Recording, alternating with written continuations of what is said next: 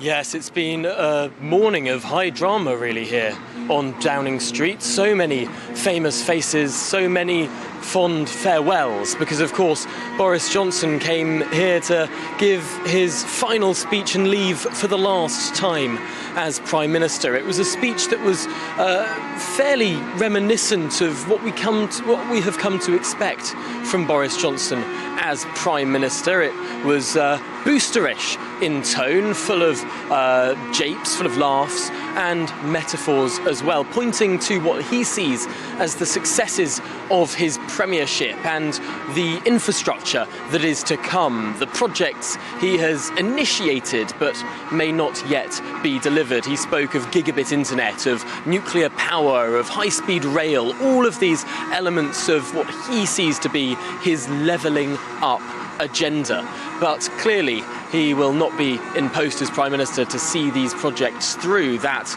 will be for Liz Truss, whom he gave his unqualified support to, because after all, this speech summed up the mood of the party and perhaps of the country too, that the politics now needs to end and that the government needs to stop bickering amongst itself and get on with delivery for the people. That was his parting message.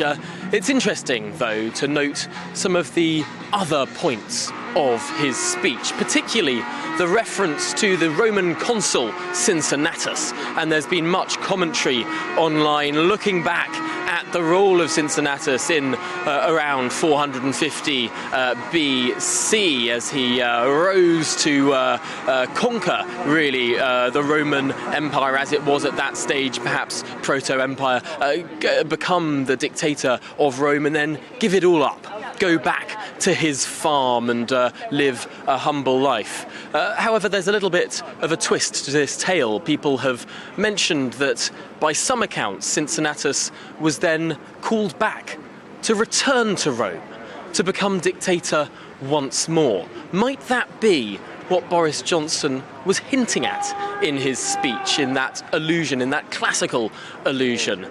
Or could we all be reading far too much into it? Well, I suppose that remains to be seen, but like with so many things about Boris Johnson's turbulent career, about his rollercoaster ride of a premiership, indeed after his ups and downs of London Mayor, of Foreign Secretary, of Backbench MP and then Prime Minister, I suspect there'll be more to come.